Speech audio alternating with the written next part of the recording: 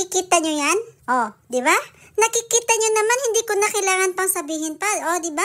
Ang ganda! Ang ganda ng view mga katikalon. Ang ganda, sobrang ganda. Grabe. So, ayun na nga mga katikalon. Welcome back sa ating tikalan ngayon. So, ayun na nga. Naimbitahan kami dito sa isang bahay ng aming bagong kakilala na kaibigan. At hindi namin inakala na pagpasok namin sa bahay niya, aba, ito yung bubungad sa amin mga katikalon. Oh, sobrang ganda talaga. Talaga nagagawa ng tikal natin mga katikalon. Kasi hindi ko inaakala na big time pala yung Ivana na na-meet namin dito sa Singapore. Bay, lahi sila ng magaganda. At ito yung kapatid niya, sobrang ganda din. I am a Batikulon. Batikulon inside? Lakot sa Valenciana.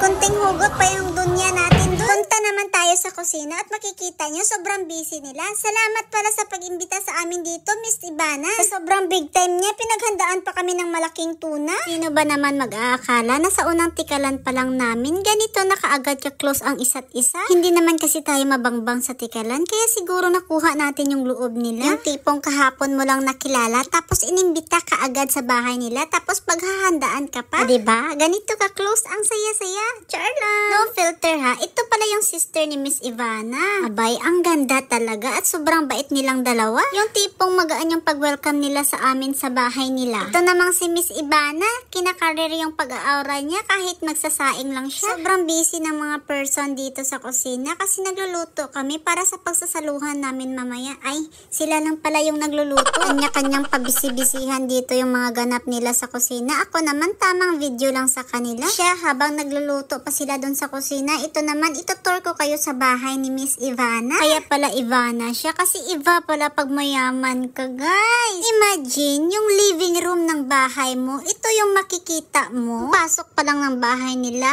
Nagulat na talaga ako at sobrang na-amaze talaga ako sa view ng bahay nila dito. Makikita mo yung buong karagatan ng Singapore. Take note ha, makikita mo pa yung mga dumadaan dito na mga eroplano. Imaginein mo na lang paggabi na dito, guys. Sayang lang kasi hindi ko naabutan. Sobrang ganda siguro kasi nag-iilawan yung mga barko sa karagatan. Nandun ka sa loob ng bahay nila. Sobrang ganda na ng view pero hindi ko inaasahan na may rooftop pa pala sila. Dito makikita mo na yung langit at lupa at malawak na karagatan. Iba talaga makasyalan at makayayamanin tong Ivana natin. Medyo mainit lang kasi nung mga time na pumunta kami dito pero imaginein mo na lang pag gabi ito. Sobrang ganda lang talaga, no? Imaginein mo pag dito ka nakatira, pwede ka dito magmuni-muni, no? Wag ka lang broken kasi baka dito ka tatalon.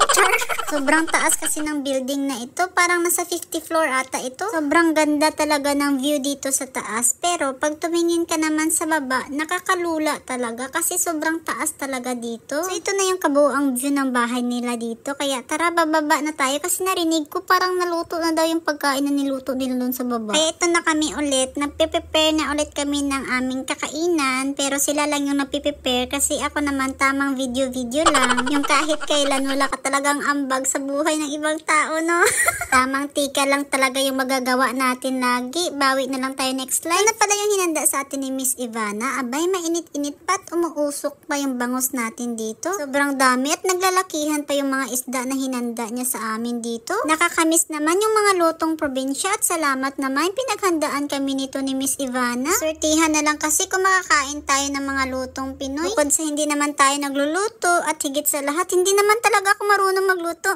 Minsan, masarap din talaga at masaya yung buhay ng OFW, lalo na't may salu-saluhan at may ganitong samahan. Feeling mo na sa Pinas ka lang. After naming mag-lunch, nag-isip na naman si Miss Ivana kung ano ipapakain niya sa amin na merienda. Saba cake pala tong plano ni Miss Ivana, kaya inumpisahan na pala namin ditong kudkurin at saka balatan yung balinghoy. Ewan ko kung anong tawag dyan sa inyo, basta balinghoy sa amin ah. Kumod! Hangabira! Kumod! Abay, apakadami naman ang hugot ng ating dunya sa buhay kasi sayang lang at hindi ko natikman ang luto ni Miss Ivana kasi limitado lang yung oras ko dito. At least kahit papaano, may ambag na din ako. Bago ko pala tapusin ang video na to, gusto ko lang magpasalamat kay Miss Ivana sa pag-welcome sa bahay niya dito at sa paghanda ng food para sa amin. Thank you for watching. Ingat! Mga katikalo! Bye!